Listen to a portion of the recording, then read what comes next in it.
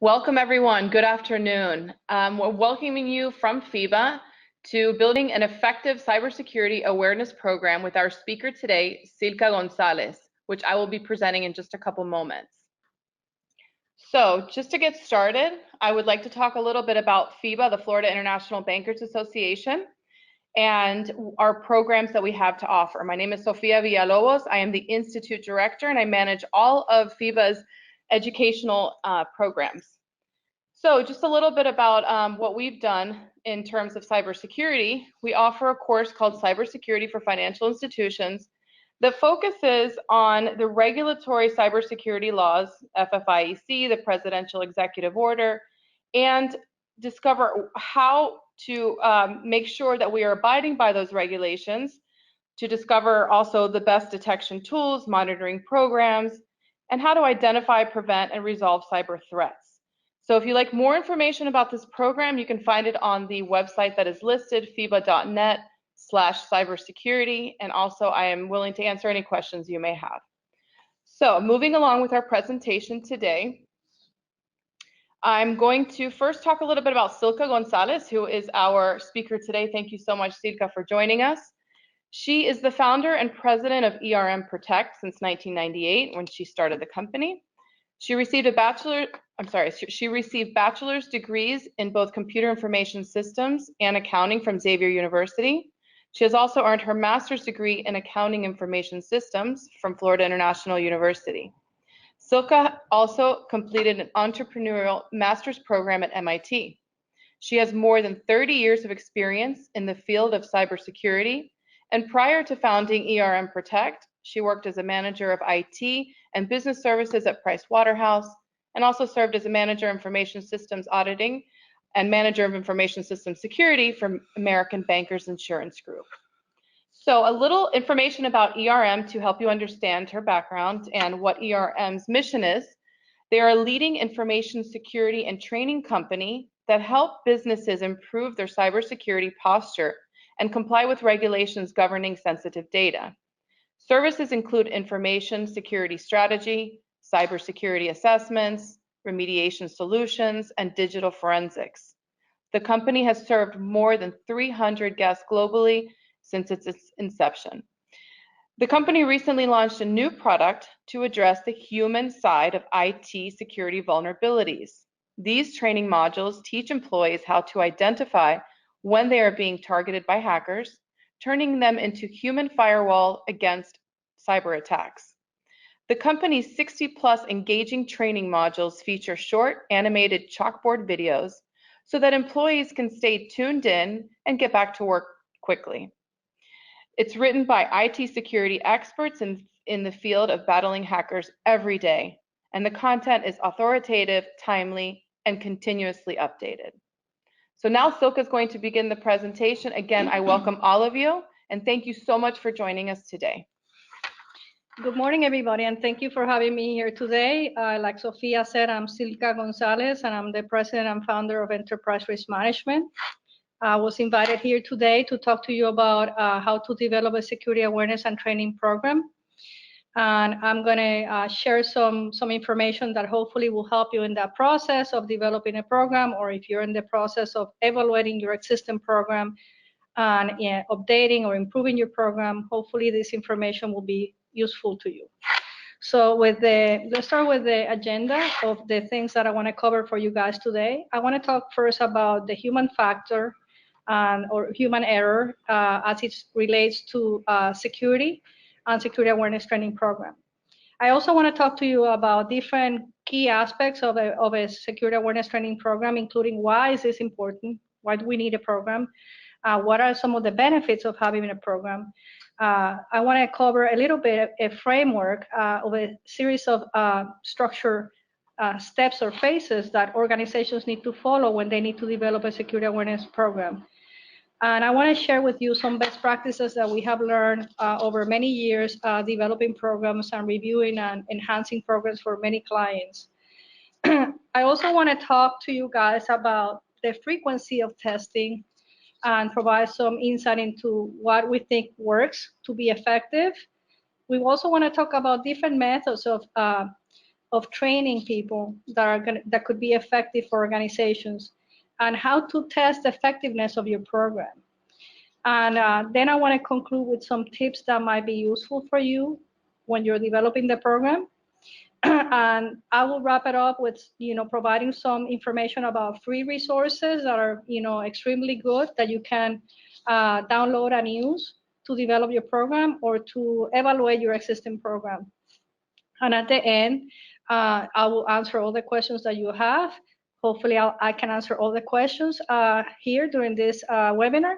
If there's something that I can not answer today, or that you have some other questions later, I'll be available, and provide my email and my phone, and you guys can contact me later. So let's start with the first section of the presentation. So let's talk about the human error. We know, and you guys know, that the number of incidents and breaches continue growing year after year. So when you look at the statistics of incidents and breaches, every year they seem to be worse. And, I don't think it's something that is going to improve in the near future. And, we have all kinds of agents that are, committing these incidents and breaches. So you have from hackers, you have employees, you have, activists, you have governments, and they have all kinds of different motivations why they go after organizations. Some of them have, monetary interests. Some of them are after intellectual property. Some of them are after competitive advantage. And some of them, they might even have, desire to have revenge. So, and what we're seeing is that, all these different actors are going after the human element. And we're seeing that there's a significant increment in incidents and breaches that are happening through people that are related to organizations. Either they work internally in the organization or they're connected somehow with the organization. So that's why we need to talk about the human error, because it's becoming a significant factor in terms of incidents and breaches for organizations. And you guys know that there's a significant number of attacks with phishing attacks of different types of malware and virus attacks, ransomware attacks. There's all kinds of situations where employees might make a common error or mistake because they're not aware of something. They might have a device that is stolen or is misplaced that has sensitive information about the organization. You might even have employees internally that they don't have that their agenda might be something that is not what you have in mind. Their agenda might be stealing some of your information and committing some fraud, or they want to take some intellectual property. So that's another issue. And you also may have a series of other users that are interacting with your entity, such as vendors or trading partners, that could be used as vectors to enter into an organization. So all these different factors make the human error very, very, very significant in terms of cybersecurity and how we need to address protection for organizations. Has to consider the human element significantly if we want to fight this battle and ensure that we can help minimize the risk of an incident or a breach for our organizations. So let's talk now of why we think that this human error, what are some of the the potential causes that are creating that this human error is growing and becoming more significant all the time. So we know that technology keeps changing. There's new emerging technologies. There's more automation. There's more proliferation of devices, mobile devices, new technologies like cloud computer technology, Internet of Things. More and more systems are interconnected and organizations. And today, organizations cannot function with their users or their vendors or their trading partners or anybody in the world if they're not connected. So all this level of technical complexity increases the probability that you have different vectors that could be used as entry points into organizations to compromise the entity. The other factor that causes the human error to be more significant is, the third-party situation. Which, what I mean by this is that most organizations use many different kinds of third parties on a daily basis. Let's start with the composition of the employees of organizations. You have organizations today that have, their full-time employees, plus they might use some temporary employees or 1099s, and they might be using contractors, they might be using consultants. That's just from the, from the internal, from the employees only. But they also have, third-party vendors. For example, one of our clients is Florida Power & Light. We help them to perform security assessments for their third-party vendors. And they have probably more than 100,000 vendors nationwide. So all these are potential entry points if these vendors have connectivity inside the institution. So that's another issue related to the third parties. Also, organizations have a lot of trading partners that are also connecting to the organizations. And you also have your own customers that are potentially connecting electronically one or another to your institution and your systems. So all these increments the human error factor. Another consideration is social media. For some reason, human beings love to be connected, especially millennials. And they seem that they cannot be disconnected from their phones and their mobile devices. And social media is something that that is being used frequently and by all kinds of people, including your employees. The issue with this is it's another potential vector that could be used to impact your organization through your users. So they could be, navigating social media, and without knowing, they might be bringing, something inside your organization that could compromise the organization. Another factor that increases the human error is the threat landscape. And what I mean by that is, that there's a million ways an organization could be compromised and hacked. It's not just phishing, it's not just ransomware. There's all kinds of threats that could be used against an organization. Some of them are highly technical, some of them are not technical at all. And so the threat landscaping, as technology is evolving, we have emerging technologies and we have more automation, is also changing. So we see different kinds of online scams, different kinds of online kind of frauds, and different kinds of social engineering schemes that are being used against organizations. The other thing that we see that is also increasing the human error is the lack of training. Even though in the last few years we see an increment in organizations trying to educate their users, many times, not all organizations are using training for their employees for cybersecurity. And even the ones that have some security training, especially, organizations that are highly regulated, like banks, they need to provide some level of security training. Their training might not be sufficient to educate their users about the different kinds of risks and threats that are out there, so that they can identify that that there's a threat and how to protect both themselves and their organization.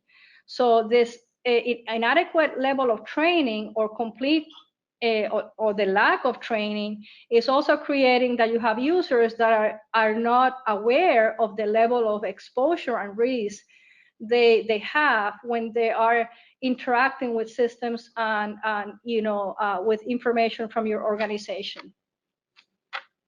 So let's talk about why we think that security awareness and training programs are important. So the first thing is that for nowadays, any type of organization, in order for them to do their daily activities and function and transact, their most important asset is information. And if that information asset is not, protected properly, that could impact the organization. So security awareness trainings allow organizations to, protect that information asset of their organization. The second factor why security awareness training programs are important is because, people are the weakest link when you're thinking about an organization. The easiest way an organization can be breached is through their people. Or some people that have connectivity with the entities, direct employees or other, users, like I mentioned before. And there's, statistics that a large percentage of attacks that are occurring are due to human error. So by using adequate security awareness and training programs, you can educate the users to be better prepared to deal with the different kinds of threats and risks that are out there. The other reason why security awareness training programs are important is because, there's an increase in laws, regulations, and standards related to cybersecurity. And when we're thinking about, laws and regulations, we need to consider laws and regulations at the local level, at the state level, at the federal level, and at the international level. Laws that have to do with security or privacy or both, and standards that might be impacting your organization that are related to security, and it must, in some cases, it's a required standard. Like, for example, if you're processing credit cards, you will have to comply with the PCI data security standards. Or if you're dealing with certain agencies of the federal government, you will be required to implement the niche standards. So these are things that could be addressed by security awareness training programs properly. Another reason why the programs are important is because organizations have their own internal policies and procedures and standards of what is acceptable behavior and what is not acceptable behavior. And the security awareness training programs is the perfect tool that can be used to communicate the policies, the procedures, and the standards, and ensure that they can be they can enforce those policies and procedures and standards. And finally, you can use the security awareness training programs to provide information to the users about what are the consequences of when organizations have incidents and breaches, consequences like business disruptions, additional costs, reputational damage, like losing customers and losing profitability, lawsuits. And it can even include some employees being affected by losing their jobs when there are breach incidents and breaches. So security awareness training programs can be used for all these different things that I mentioned here. Okay, so let's talk about some of the benefits of having a sound security awareness and training program. If you develop a good program, the probability of reducing incidents and breaches increases. And so organizations today, with the high probability that they will experience incidents and breaches one or many times, if you can use something to reduce that, that will be absolutely something that will be beneficial for the organization. So that's one benefit that the security awareness and training program will bring. The other thing is that by using the programs, you can really empower the users to take personal responsibility. You can also use the programs, like I mentioned before, to address all the local, state, federal, and international laws and regulations that your organization has to comply with. And you can make sure that you are addressing that at the right level through the program. The other thing is, like I mentioned before, you can use the program to communicate and enforce internal policies, procedures, and standards. And you can use the program also to improve the internal control level inside the organization, improve the level of participation of the users, including top management and the board of directors. You can also use this to improve the overall culture of the company, and you can use these programs to save costs and improve staff confidence. So there's a lot of benefits that come with having a good and sound security awareness and training program. Okay, so now let's talk about a basic framework for organizations that need to develop and maintain a security awareness and training program. By the way, every organization should develop a security awareness and training program of some type. Obviously, it's going to depend, the magnitude of the program. It's going to depend on the size and complexity of your entity. It's also going to depend on in the industry. It's going to depend also on the type of organization that you have and the type of data that you have and the type of risk and that you have in your organization. But I want to talk about a same sample framework that we can all use, even though you might add some other steps or phases. These are some basic components that you need to address if you really, really want to develop a good program that is going to be effective. The first phase is that you need to determine the current state. You need to determine the current state of the security posture of your organization, and you need to determine the current state of security awareness inside your organization. If you cannot understand this at a deep level, you can never develop a good security awareness and training program. So this step is very, very, very critical. So it's a step where you're going to do a deep analysis of where is my organization in terms of security and security awareness level. So some of the techniques that are used to obtain this information is, performing interviews throughout an organization to get an understanding of their security posture and security awareness level. You can also use surveys where you are going to use the entire demographic of the organization, including employees. And if you are going to consider your program for other audiences like customers also, then you need to do the surveys for all the audiences that you're planning to educate. And so when you prepare and use the surveys, your intention is to identify how much they know about security and where are the areas where they have weaknesses. You want to identify different kinds of cybersecurity threats and areas that can create problems for the organization. And you want to know exactly how much the users in the organization know about these things or not. Because by using the result of the survey, then you can tailor the training programs based on the areas where your users are having deficiencies.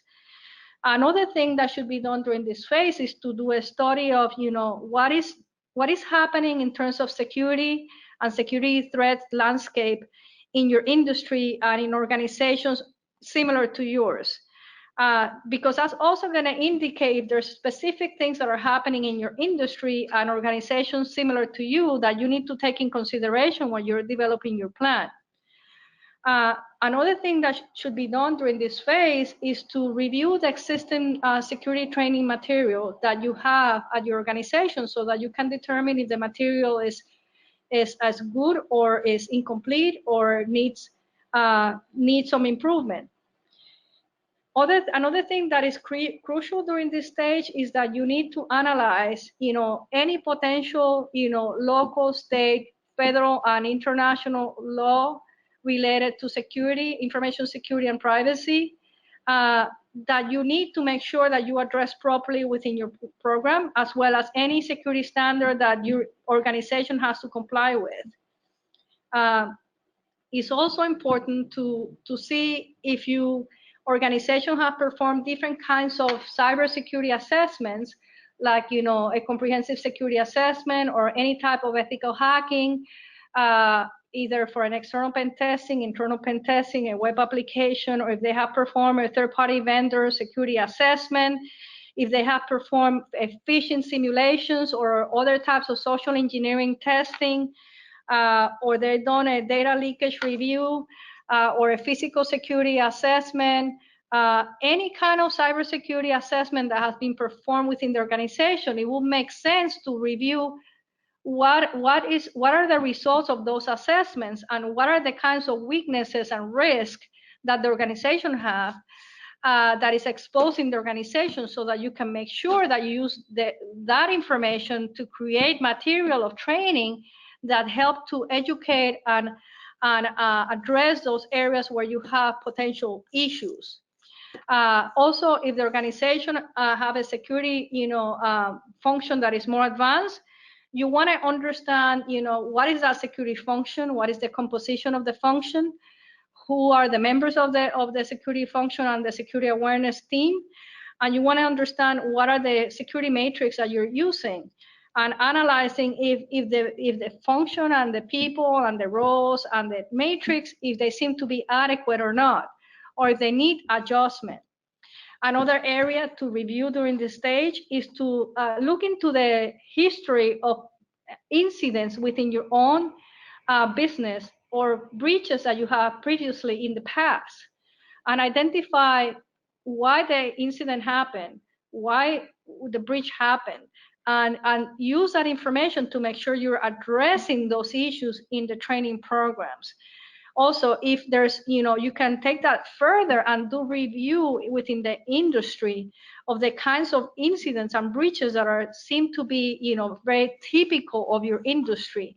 So you can make sure that, you plan to incorporate in your trainings, the kind of, material that is relevant to your industry, that is creating potential incidents for your peers.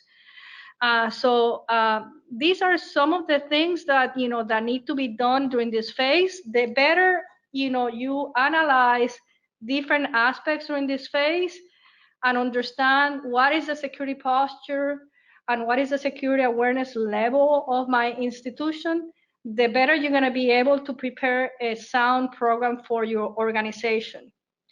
The next step, in the framework, is to develop the program. Okay, so when you develop the program, there are key things that you need to address, and that is the who, the what, the how, and the why.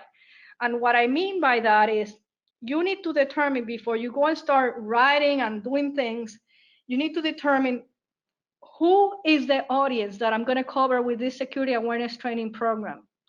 Because the audience could be all full-time employees, or it could be employees in just a geographical area, or it could be, full-time employees plus, part-time employees plus consultants plus contractors. It could also include third-party vendors. It could include their, trading partners. It could include customers. So your program, before you start building the program, you need to have your target audience very, very, very clear. Who are you going to train? And so, because your training, it has to be tailored to in accordance to the audiences that you're going to be including in your program. The second thing that you need to determine to develop the program is the what. And the what is what content of training and what areas and topics I want to cover for my audiences and in my training.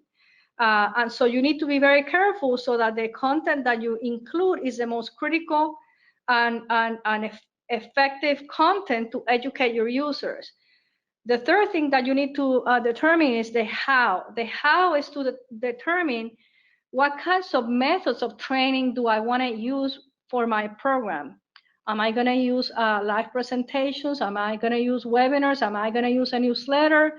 Am I going to use a launch and learning session or videos? Whatever you decide that you are going to include in your program, you need to determine what methods and how many, and what is the benefits of those methods. What's the cost of the methods that you're trying to use? What are the methods that are more useful depending on the type of audience that you're trying to educate? And the last thing that you need to determine is the why. The why is, to determine, how am I going to evaluate the success factor of this program? And what are going to be the metrics that I want to use to make sure that I can measure the program effectiveness. The next phase in the framework is to implement the program. And this is where you actually have developed an implementation work plan and you deploy that plan. So you are implementing the program itself. The next step is maintaining the program, because this you need to think about this like this is not a one-time deal that you handle once and you forget about this. This is a life cycle and process that is ongoing. So the next step is to maintain the program, and to maintain the program you need to review and update the program periodically. Some organizations do it once a year, some organizations do it every quarter or twice a year. And some organizations also do it when they have major changes. For example, if you go and acquire another business, there's a merger and acquisition, and that's a major change that will require changes into the security awareness training program. Or if there's new laws or new regulations or new standards that you need to comply with, that also requires updates to the program. If there's different types of threats and different risk, components, something that is critical, then those things need to be addressed and your plan has to be updated. But typically, as a minimum, organizations should be looking at their programs to review them and update them at least once a year. And the last step of the framework is to measure performance. And what I mean by that is, you need to regularly measure what is working, what is not working, and what kind of adjustments you need to make to the program, because you don't want to put things in place that are not being effective and that you're not changing the behavior of the users, or you're not addressing the things that you need to address properly. So measuring the performance is absolutely critical so that you can determine how to tweak your program and make it better. Okay, so let's talk a little bit about some best practices if you want an effective, and sound program for your organization. I think one of the most important things, if not the most important thing that you need for a program to be successful, is that you need executive management support. You need executive management to be the sponsor and that they will support your program, on an ongoing basis. They are the ones that are going to have to allocate the budget and the resources to make sure that the program can be implemented and that it could be successful. So that is crucial.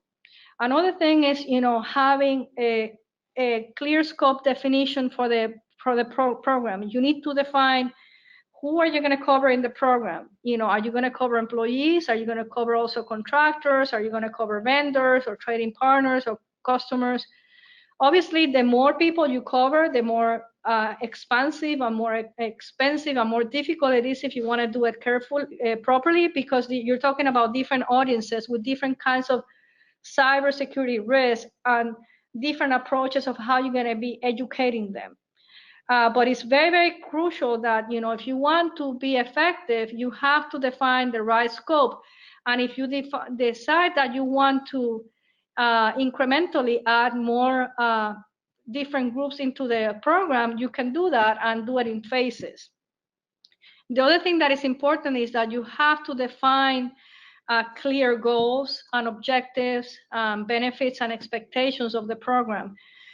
Because this is the only way you're going to be able to go back and measure against those goals and those objectives and your expectations and see if you're meeting them or not. The other thing that is very critical is, the organizational structure. You have to determine within your institution who's going to be responsible for the security awareness training program. Is it going to be a security manager that is reporting to the CISO? Is it going to be the CISO? Who's going to be responsible? And are you going to have also a security committee that has representation from different parts of the business that is also going to participate in the security awareness training program, in the development and in the review and updates. You need to determine what is the role that the board of director members are going to have in terms of this security awareness training program. You're also going to have to determine how you're going to handle this program. Is this going to be a centralized program, or is this going to be a semi-decentralized program or completely decentralized program? That's a decision that you have to make. You also need to make a decision in terms of, is this a program that we're going to develop totally internally, or are we going to outsource this, or are we going to co-source, or at least we determine that certain things we're going to get from outside, and some of the aspects we're going to handle inside. These are all kinds of decisions that are important if you want to make sure that your program is going to be sound and effective. The other thing that is going to be critical is defining clear roles and responsibilities for all the members that one way or another are going to be participating in the comprehensive security awareness program. Other best practices, include using a multidisciplinary approach. This one is crucial. If you don't use this one, the security awareness program will never ever be effective, because most people think that IT security and security awareness is a security responsibility, an issue, and it's not. This is a company-wide, enterprise-wide issue and problem. So if we want to build a good and sound program, we need to have people that represent the entire organization from different areas. You will have IT security, but you also will have people from compliance, you have people from risk management, from privacy, from the legal department, from audit. You might have people from research and development, people that are developing systems. You have people that are in marketing and sales. You need to have people that represent the different areas of the business. Why? Because every area of the business will have risks and threats related to cybersecurity that if you don't identify and address that individually, you cannot train properly on cybersecurity awareness that is effective. So that's why the multidisciplinary approach is so critical. Because if we generate, trainings that are just generic trainings about passwords and about generic things, yes, that will give some knowledge to the users that will be useful across the board for all departments. But if you really want to contain the problems of incidents and breaches, you're going to have to go all the way down to specific functions within their organization to make sure you're addressing different risks that are present in different areas of the business. The other thing is, laws, regulations, and standards. If you want your program to be really good, you need to make sure that you're always, ensuring that you're addressing all the potential laws and regulations that are applicable to your business, the local, state, federal, and international level. The same thing with standards. And the same thing, you need to understand all the internal policies and procedures of the business and make sure that they're properly addressed within the training programs. It is also crucial that you customize your training to your organization. Each organization is unique, so having a generic security program that is the same for all organizations is not going to be effective. You can use certain aspects that are more generic, but you need to make the program more tailored to your organization, to your brand, to your culture, to the size and complexity of your entity, to the type of risk that you have, to the type of operations and transactions that you have, and the types of relationships that you have with other entities that might be impacting your own entity.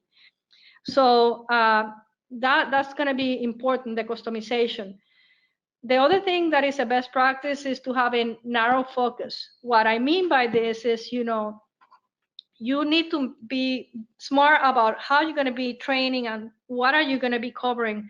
So you want to make sure that you're addressing the most critical aspects, the greatest areas of risk, where you have the weakest links within the organization, and that you're going to be selective in terms of the topics, the themes, and the areas that you want to cover. Because you could be training forever about all kinds of things. You want to make sure that what you're training is absolutely relevant and related to your organizations and the functions within your organization. And the last thing that I have here is, real life, connect. What I mean by that is, when you're developing your program, you need to use situations and examples that are relevant to your industry and your organization. So make sure that you're using a specific, that you're covering your specific laws, standards, specific functional areas, specific groups within your entity, and specific audiences.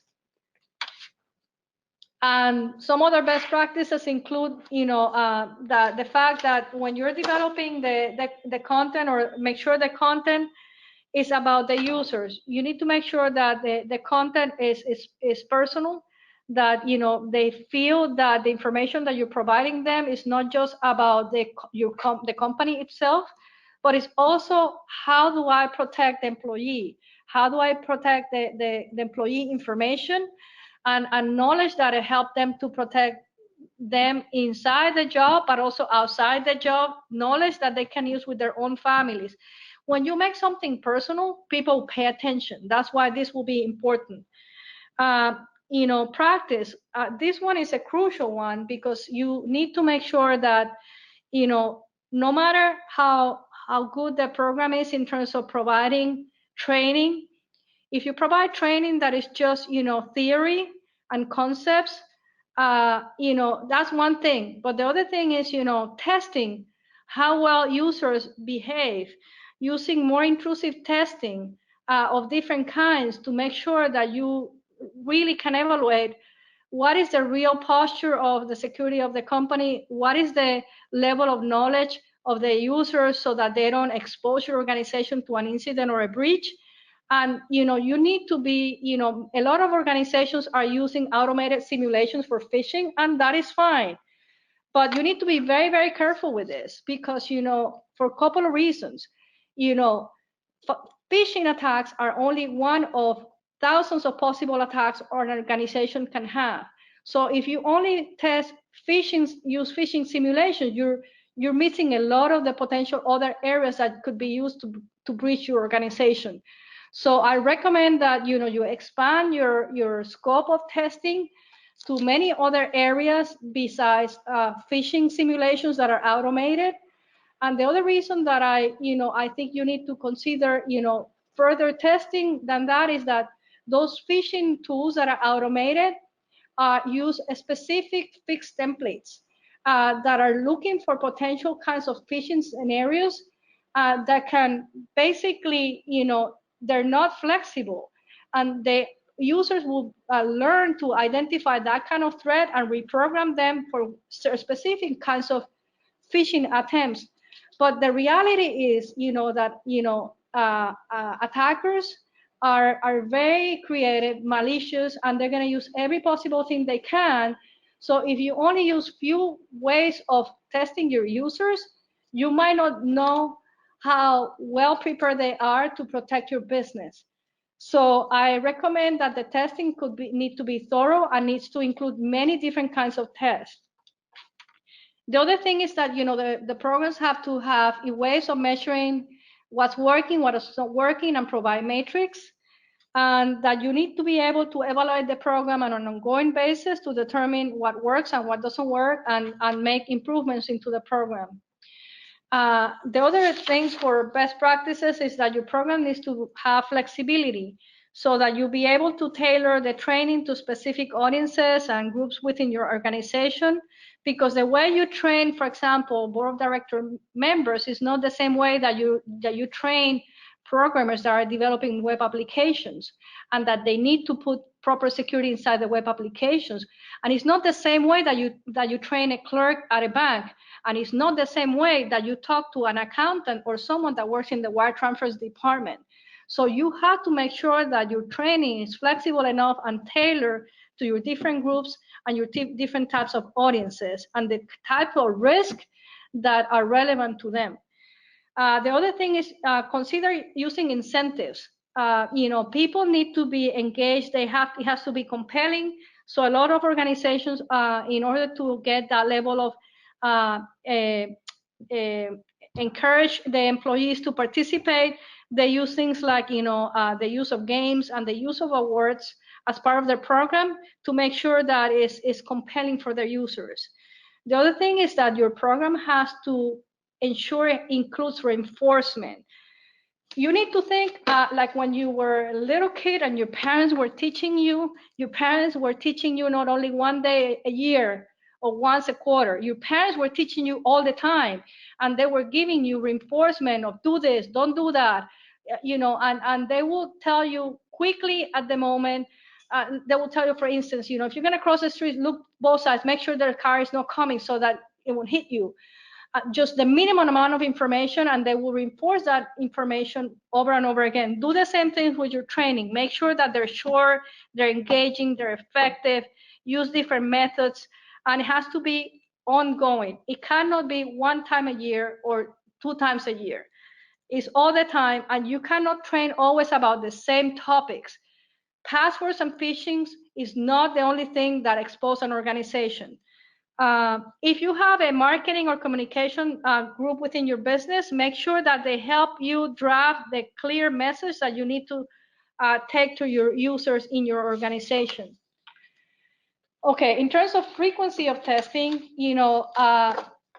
I am a believer that the training has to be ongoing, like I mentioned before, all the time.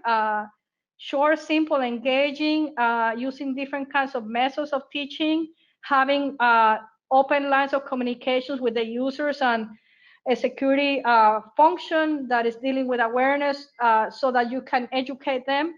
But also key points that you need to ensure that you have training is when you're onboarding new employees and you're giving them basic security information, and you're giving them also specific security considerations that are critical to your industry and your business.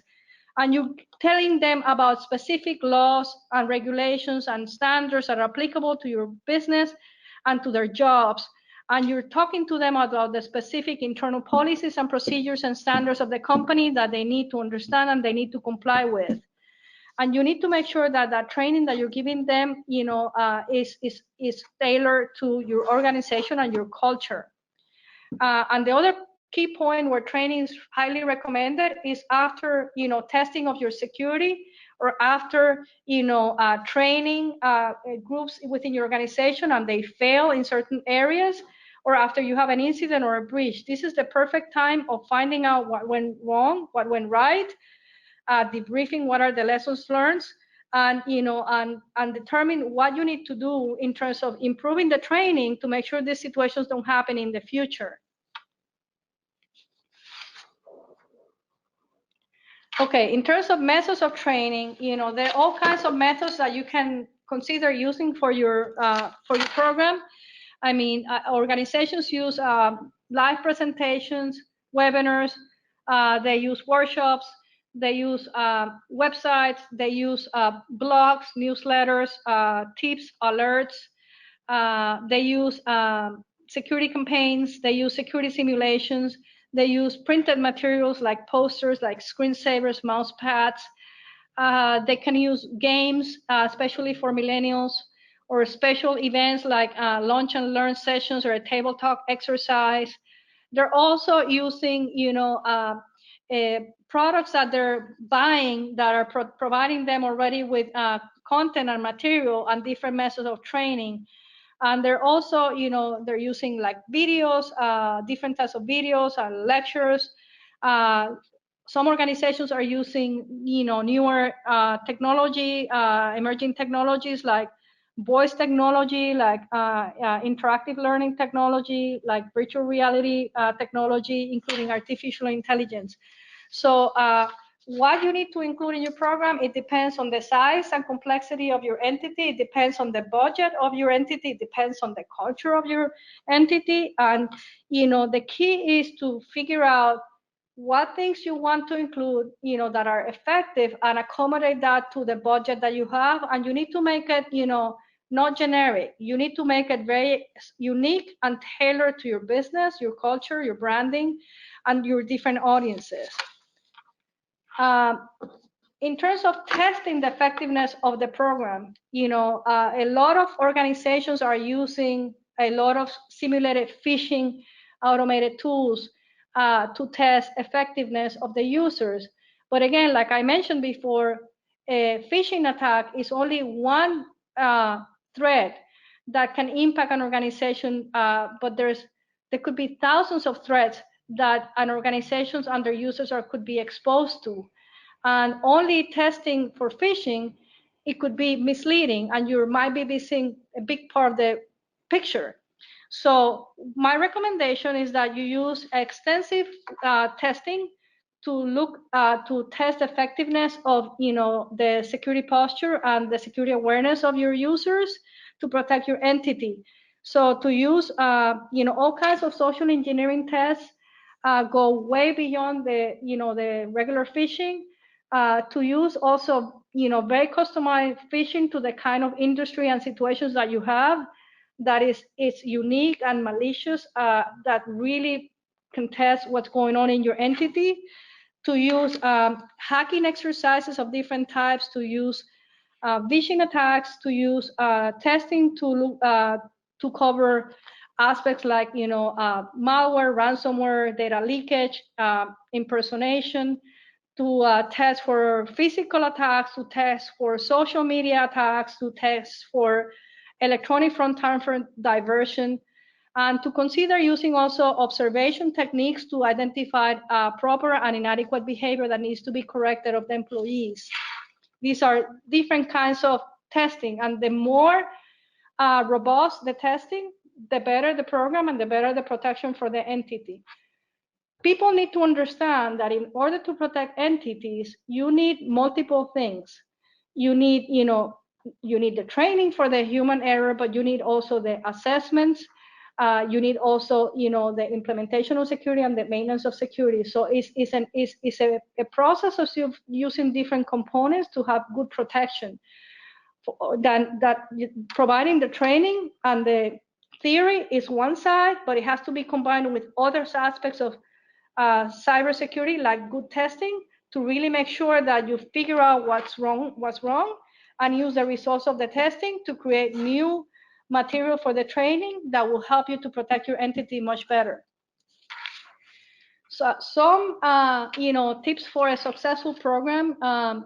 Definitely you need to make the training interesting, engaging, and fun. If people don't make it personal and they don't think that there's anything there for them to learn something that is going to protect them personally and even their families, and how they can protect themselves in the job and protect their information, it's not going to be as effective.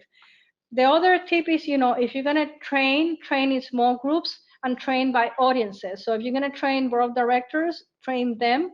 Or if you're going to train programmers, train them. If you're going to train clerks, train them. But don't, if you mix all of them, the type of training that you'll be able to provide is only generic high-level training, which is not going to address all the risk areas that are significant to the business in each area of the business. Also, make sure that the sessions are short and that they're engaging, and that you're covering the most important information only. People are overwhelmed with information nowadays, so the short is better. Think about less is more, okay? And the other thing is to focus on critical topics. Identify what is critical for the business, what is high risk, what are considered the weakest links within the business, what are the key topics and themes, and concentrate on those, and tailor the trainings to the audience. Also, make sure your material is being updated regularly to include new threats, new trends, new technologies, critical topics, new laws and regulations and standards, or any changes that happen in the business. Also, make sure that you're training on a regular basis and you're reinforcing the training. So some of the things that can be done is that you can use dripping campaigns to reinforce knowledge for the users. And you can also use testing, like I mentioned before, to reinforce the knowledge. Make sure that you include methods of teaching that allow the users to be active participants and that they could be engaged. And ultimately, you want to train all users that could impact your business.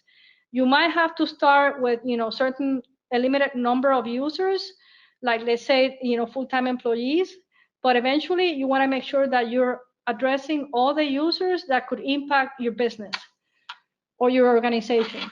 And the last section that I have here is that I wanted to share with you some resources that you can use if you are developing your program or updating or reviewing your program. There's some resources that are free that you can get. Some other ones are paid, but I'm going to share them with you.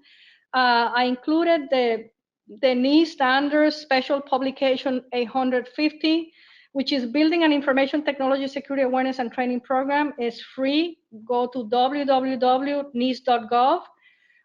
There's also the International Standard Organization, ISO. There's a couple of publications there, ISO 27002, 2013, and also ISO 27001, 2013. These are, good publications that can help you with your programs. Also, ISACA has COVID-5 Appendix F2 that is also useful. You can also use the PCI security standards that could be, provide a lot of insight. And you can, if you're a member of Gartner, you can use the materials from Gartner that are useful to develop a program.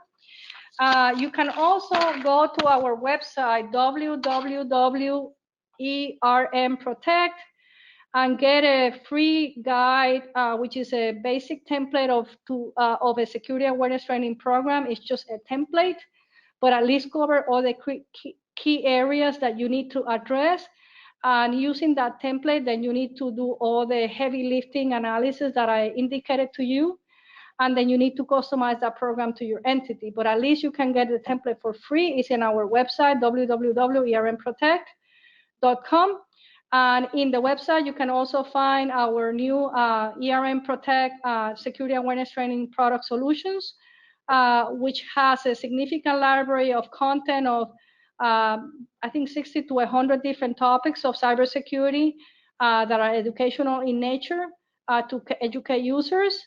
We offer it through a SaaS cloud platform, and we also offer it individually where we sell the content, and the content is provided in different methods of training, like lecture videos, other type of short videos with stories, games, and interactive learning, voice technology. So all that is in our website that you can use our resources. And if you have any question, I'll be available, for your questions. And if you have questions later, or you're dealing with your program and have questions at a later time or need assistance, I'll be more than happy to take a call, or you can email me, and I'll be more than happy to try to guide you in the right direction. Thank you for your time.